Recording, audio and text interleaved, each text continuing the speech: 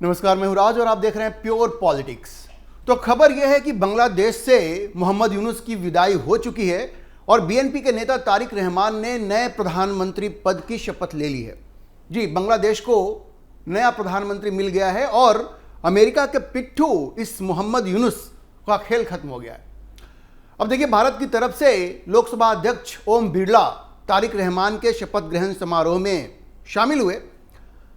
तारिक रहमान तो ये चाहते थे कि प्रधानमंत्री मोदी खुद उनके शपथ ग्रहण समारोह में शामिल हों, न्योता भी भेजा था जैसी खबरें आई। लेकिन दिल्ली में जो एआई समिट चल रहा है, आर्टिफिशियल इंटेलिजेंस समिट, जिसमें बहुत बड़े बड़े नेता दुनिया के आए हुए हैं, इमैनुअल मैक्रो भी हैं, उसमें व्यस्तता की वजह से प्रधानमंत्री खुद तो नहीं जा सके। लेकिन तारिक रहमान की दोस्ती की पहल का पॉजिटिव रिस्पॉन्स देते हुए, बड़ा ही सकारात्मक जवाब देते हुए प्रधानमंत्री मोदी ने लोकसभा स्पीकर ओम बिरला को ढाका भेजा। तो देखिए, संकेत बड़े स्पष्ट हैं। बांग्लादेश के नए प्रधानमंत्री भारत के साथ रिश्तों को रीसेट करना चाह रहे हैं, रिश्तों को फिर से वापस उसी मोड़ पे ले जाना चाह रहे हैं जो मोहम्मद यूनुस के आने के पहले था। और मोहम्मद यूनुस के आते ही वो बिल्कुल खराब हो गया। अब आप याद कीजिए कि अपने पहले प्रेस कॉन्फ्रेंस में भी तारिक रहमान ने कहा था कि भारत के साथ रिश्ते उसी तरह के होंगे जिससे कि बांग्लादेश का राष्ट्रीय हित सधता हो। और देखिए, बांग्लादेश का राष्ट्रीय हित भारत से दोस्ती में है, मित्रता में है। आप याद कीजिए कि शेख हसीना के वक्त चूंकि बांग्लादेश के संबंध भारत से बड़े अच्छे थे, तो बांग्लादेश दुनिया की तेजी से आगे बढ़ रही अर्थव्यवस्थाओं में से एक थी, तेजी से बढ़ रही इकोनॉमीज में से एक थी। लेकिन जैसे ही ये मोहम्मद यूनुस आया, वहां पे भुखमरी, बेरोजगारी, ये सब शुरू हो गए, दाने दाने को मोहताज हो गए वो। तो तारिक रहमान अब उस चीज को बदलना चाहते हैं। और मैं आपको बताऊं कि धीरे धीरे यह बात बड़ी स्पष्ट हो रही है कि प्रधानमंत्री मोदी और प्रधानमंत्री तारिक रहमान, उनकी सोच मिलती है और वो एक पेज पे ही हैं। बांग्लादेश के भविष्य को लेकर के ये दोनों एक पेज पे हैं। अब देखिए, भारत ये मानता है कि ये जो जमाते इस्लामी है, जो इस बार एक प्रमुख विपक्षी पार्टी बन के उभरा है, तो उसका प्रमुख विपक्षी पार्टी बन के उभरना ये बांग्लादेश के राष्ट्रीय हित में नहीं है, क्योंकि ये तो एक जिहादी पार्टी है। रेडिकल इस्लाम को मानने वाली ये पार्टी है, कट्टरपंथी इस्लाम को मानने वाली ये पार्टी है, जो पाकिस्तान के इशारे पर बांग्लादेश में जिहाद करना चाहती है। और उसके साथ वो एनसीपी भी है, वो छात्रों की पार्टी, वो जिहादी छात्रों की पार्टी जो सड़कों पर हिंसा करके जिन्होंने शेख हसीना को बांग्लादेश से भागने पे मजबूर कर दिया था। अब देखिए, जो जमाते इस्लामी है, ये कितनी खतरनाक पार्टी है। उसने अभी से ये कहना शुरू कर दिया है कि भाई जो चुनाव हुए वो निष्पक्ष नहीं थे, वरना हम जीत जाते। तो वो समय बहुत दूर नहीं है जब वो सड़कों पे फिर से आ जाएंगे, हिंसा करेंगे और ये कहेंगे भाई तारिक रहमान का तख्ता पलटना है, क्योंकि ये निष्पक्ष चुनाव के माध्यम से नहीं आए हैं। ये इतनी खतरनाक पार्टी है और उसको पाकिस्तान का समर्थन है। और ये सब क्यों हुआ? जमाते इस्लामी प्रमुख विपक्षी पार्टी कैसे बन गई? वो इसलिए क्योंकि जो वहां की सबसे बड़ी पार्टी थी अवामी लीग, उसको आपने चुनाव लड़ने नहीं दिया, शेख हसीना को आपने मौत की सजा सुना दी। तो ये चीज बड़ी खतरनाक है खुद तारिक रहमान के लिए, और भारत के लिए तो परेशानी की वजह है ही, क्योंकि जमाते इस्लामी के मजबूत होने का मतलब है कि बांग्लादेश में कट्टरपंथियों को और ताकत मिलेगी, और ये ना बांग्लादेश के हित में है और ना ही भारत के हित में है। और देखिए, तारिक रहमान के हित में भी यही है कि अवामी लीग को फिर से चुनाव लड़ने की इजाजत दी जाए, शेख हसीना को ससम्मान वापस बांग्लादेश बुलाया जाए। प्रधानमंत्री मोदी भी यही चाहते हैं, और अब खबर यह है कि प्रधानमंत्री मोदी ने अपनी मंशा तारिक रहमान तक पहुंचा दी है, और तारिक रहमान भी शेख हसीना के मुद्दे पर नरम पड़ रहे हैं और वो इशारे दे रहे हैं। मैं जब को बताऊंगा कि क्या इशारे उन्होंने दिए हैं कि शेख हसीना की वापसी लगभग तय है। खबर यह है कि तारिक रहमान प्रधानमंत्री मोदी की बात से बिल्कुल सहमत हैं और वे मानते हैं कि शेख हसीना को वापस बांग्लादेश आना चाहिए। अच्छा, इससे पहले कि मैं आपको बताऊं कि ये संकेत कहां से मिल रहे हैं, मैं आपको याद दिला दूं कि कैसे मोहम्मद यूनुस ने शेख हसीना को बांग्लादेश भेजने के लिए या प्रत्यार्पण के लिए प्रधानमंत्री मोदी के ऊपर दबाव बनाने की कोशिश की थी। लेकिन प्रधानमंत्री मोदी ने साफ शब्दों में मना कर दिया था, भाई जो व्यक्ति वहां मौजूद नहीं है, जिसकी अनुपस्थिति में आप उसको मौत की सजा दे देते हैं, 10 साल 20 साल की सजा सुना देते हैं। भाई जिसको आप सजा देते हैं उसकी बात आप सुनते हैं कि नहीं? लेकिन उनकी अनुपस्थिति में आपने मौत की सजा दे दी। तो भाई शेख हसीना को इसलिए तो आपको नहीं भेजा जा सकता ना कि आप उसको फांसी पे लटका दें, आपके इरादे ठीक नहीं है। तो भारत ने तो बड़ा साफ मना कर दिया था। लेकिन अब तारिक रहमान ने यह संकेत दिया है, बड़ा संकेत दिया है कि शेख हसीना के प्रत्यर्पण का मुद्दा भारत के साथ इतना बड़ा मुद्दा नहीं होगा। उन्होंने संकेत दिया है कि ये जो प्रत्यर्पण की बात हो रही है, देखिए वो साफ साफ तो नहीं कह सकते ना कि शेख हसीना हमें नहीं चाहिए, वहां पर एक केस बनाया गया है, तो वो साफ साफ तो नहीं कहेंगे कि प्रत्यर्पण करने की जरूरत नहीं है। लेकिन उन्होंने ये संकेत दिया है कि शेख हसीना के प्रत्यर्पण का मुद्दा भारत के साथ कोई इतना बड़ा इशू नहीं होगा। मतलब स्पष्ट है कि वो शेख हसीना के मुद्दे पर नरम पड़ रहे हैं। इतना ही नहीं, उन्होंने ये संकेत भी दिया है कि शेख हसीना को वो ससम्मान इज्जत के साथ बांग्लादेश वापस बुला सकते हैं। ये अपने आप में बहुत बड़ा संकेत है।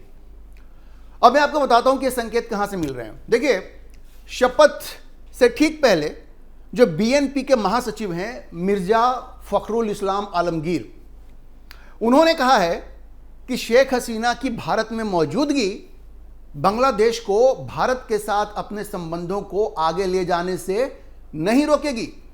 मतलब सीख है उनका यह कहना है कि शेख हसीना भारत में हैं तो रहें, उससे हमारे रिश्तों में कोई कड़वाहट नहीं आएगी, कोई खटास नहीं आएगी।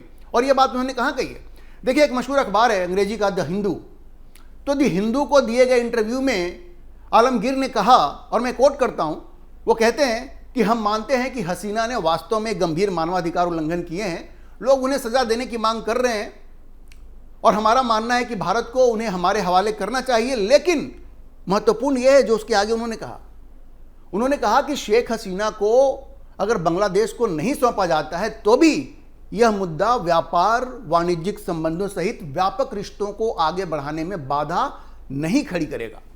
हम और भी बेहतर संबंध बनाना चाहते हैं। तो उन्होंने कहा कि भाई ठीक है, शेख हसीना को हमें सौंपा जाना चाहिए। अब आते आते तो वो नहीं कहेंगे ना कि सौंपा नहीं जाना चाहिए, वो कहते हैं सौंपा जाना चाहिए। लेकिन अगर नहीं भी भारत देता है तो इससे हमारे जो रिश्ते हैं, व्यापार के मुद्दे हैं, कमर्शियल रिलेशंस हैं, उन पे कोई असर नहीं पड़ेगा। और ये कोई रोड ब्लॉक नहीं होगा, कोई रोड कहते हैं ना कि एक ब्रेकर होता है, वो ब्रेकर ये नहीं बनेगा। रिश्ते जो हैं इसकी वजह से नहीं बिगड़ेंगे, ये बहुत स्पष्ट कर दिया। और ये अपने आप में बहुत बड़ा संकेत है। अब देखिए आलमगीर ने किस तरह से इशारा किया कि शेख हसीना का मुद्दा रिश्तों को खराब नहीं करेगा। और उन्होंने एक उदाहरण दिया, और यह बड़ा महत्वपूर्ण है। उन्होंने अमेरिका और चीन का उदाहरण दिया। उन्होंने क्या कहा? उन्होंने कहा कि देखिए, अमेरिका और चीन के बीच भी कई मतभेद हैं, बहुत सारे मतभेद हैं, लेकिन फिर भी वो साथ तो काम कर रहे हैं ना। तो भारत और बांग्लादेश संबंधों को केवल एक मुद्दे तक सीमित नहीं रखना चाहिए। ये जो यूनुस जो कह रहा था ना कि भाई अगर रिश्ते सुधारने हैं तो पहले आपको शेख हसीना को हमें सौंपना पड़ेगा, तारिक रहमान ने कह दिया कि नहीं।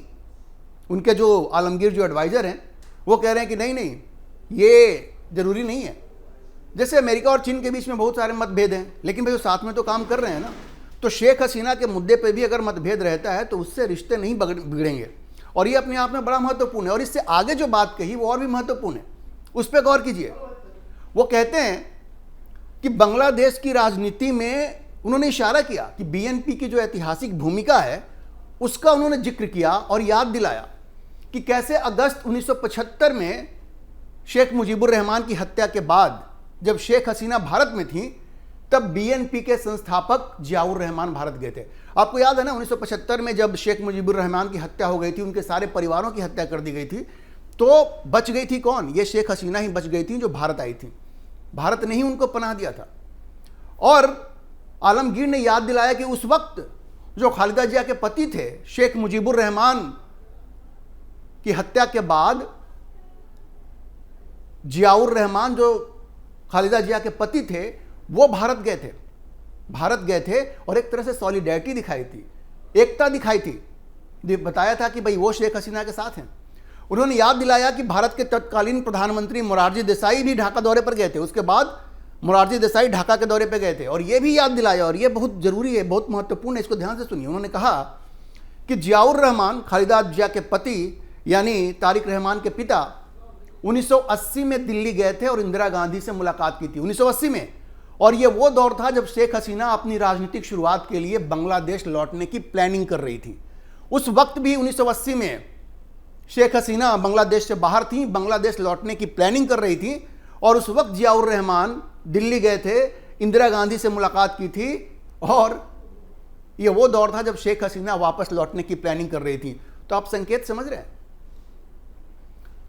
आलमगीर ने आगे कहा कि that's the statesman like approach, मतलब जियाउर रहमान ने जिस तरह से दौरा किया दिल्ली का और शेख हसीना की वापसी पे एक तरह से अपनी सहमति दी, वो एक स्टेट्समैन लाइक अप्रोच था, ये बताया उन्होंने।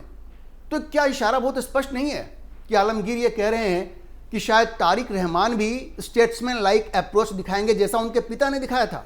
वो भारत जाएंगे और शेख हसीना की घर वापसी का मार्ग प्रशस्त करेंगे।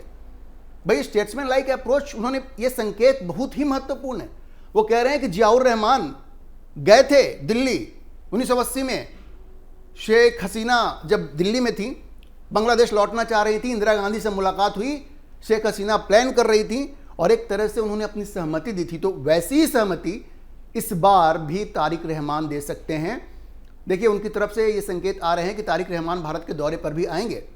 डेट तय नहीं है, और प्रधानमंत्री मोदी ने चुनाव परिणाम आने के बाद जब बातचीत की थी तारिक रहमान से, तो उन्हें भारत आने का न्योता भी दिया था। तो चीज़ें इस दिशा में जा रही हैं और संकेत जो मिल रहे हैं वो बड़े स्पष्ट हैं। शेख हसीना की घर वापसी के लिए माहौल बनाया जा रहा है। मोदी की बात को तारिक रहमान समझ रहे हैं। देखिए बांग्लादेश को अगर विकास के रास्ते पर ले जाना है तो जमाते इस्लामी और एनसीपी जैसे जिहादी ताकतों को तो रोकना ही पड़ेगा, और यह तभी संभव है जब शेख हसीना की घर वापसी हो। और मैंने आपको पिछले वीडियो में भी बताया था कि ये जो मोहम्मद यूनुस है वो तो राष्ट्रपति बनने की कोशिश कर रहा है, सोशल मीडिया पे ये कैंपेन चला रहा है, लेकिन तारिक इसके पक्ष में नहीं है। ऐसे में वो कभी भी ढाका से भाग सकते हैं। कौन? मोहम्मद यूनुस। वरना उनके ऊपर भ्रष्टाचार के पहले से इतने आरोप हैं और अब तो और भी लगे हैं कि बाहर से एडवाइजर्स को बुला बुला के उन्होंने बांग्लादेश में जबरदस्त भ्रष्टाचार किया है, और पाकिस्तान के इशारे पर उन्होंने बांग्लादेश की सिक्योरिटी के साथ जो कॉम्प्रोमाइज किया है उसको लेकर के भी उनके ऊपर बहुत सारे आरोप हैं। तो वो कभी भी जेल जा सकते हैं अगर वो बांग्लादेश में रुके तो, और उनको मालूम है, उनको इसका डर है। ऐसी खबरें आ रही हैं। इसलिए यूनुस का जाना तो तय है, हसीना की वापसी भी तय है, और अगर ऐसा होता है तो प्रधानमंत्री मोदी वो कर दिखाएंगे जिसकी उम्मीद कोई नहीं कर रहा था। जब प्रधानमंत्री मोदी ये कहते थे, इशारा करते थे कि भाई शेख हसीना वापस लौटेंगी, जाएंगी, तो कुछ लोगों को लगता था कि शायद वो सच नहीं कह रहे हैं, ऐसे ही बड़बोलापन दिखा रहे हैं। लेकिन अब जिस तरह से चीज़ें आगे बढ़ रही हैं उससे तो बहुत स्पष्ट है कि जो सत्य के साथ होता है आखिर में विजय उसी की होती है। तो बांग्लादेश में चीज़ें बहुत तेज़ी से बदल रही हैं और अभी बहुत कुछ होना बाकी है। आप जस्ट देखते रहिए, शेख हसीना की वापसी भी होगी और भारत और बांग्लादेश के रिश्ते एक बार फिर से सामान्य होंगे। अभी के लिए इतना ही। हम इस खबर पर नज़र बनाए रखेंगे और आपको अपडेट करते रहेंगे। इस विषय पर आप क्या सोचते हैं, अपनी राय कमेंट बॉक्स में जरूर लिखें, और अगर आपको ये वीडियो पसंद आया हो तो आप इसे लाइक करें, शेयर करें और हमारे चैनल को सब्सक्राइब जरूर करें।